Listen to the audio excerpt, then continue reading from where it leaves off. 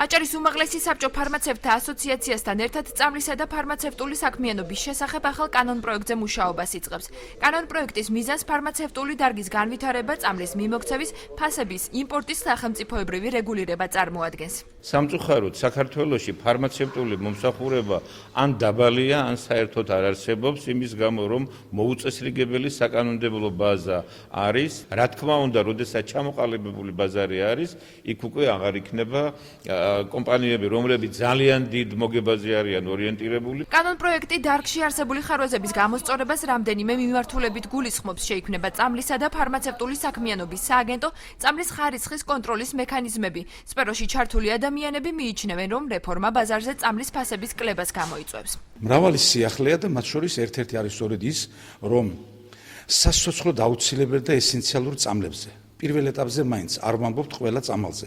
მოხდეს ფასების რეგულირება სახელმწიფოს მიერ და გარკვეულ ზღვრულ ჩარჩოებში იქნეს ჩასმული.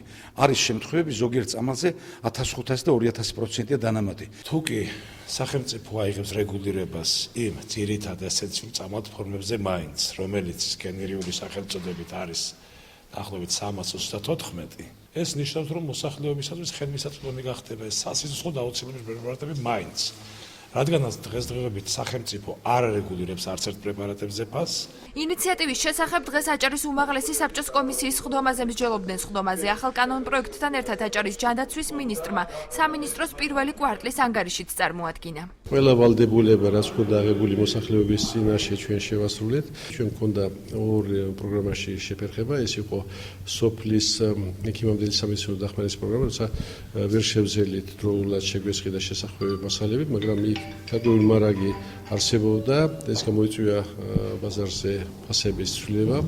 ამ ეტაპზე ჩვენ შევცვალეთ ფორმატი და გამოცხადება ტენდერი უახლოეს დღეებში ეს მასალა მიეწოდებ მათ. კომისიის სხდომაზე დღესვე სტიქიის შედეგად დაზარალებული ოჯახების დახმარების კრიტერიუმები განიხილეს. პროექტის მიხედვით მოსახლეობა კატეგორიების მიხედვით დაიყოფა. ოჯახებისთვის გასაცემ მაქსიმალურ ფინანსურ დახმარებას 15000 ლარი წარმოადგენს. ამ კრიტერიუმების მიხედვით მოხდება დახმარება.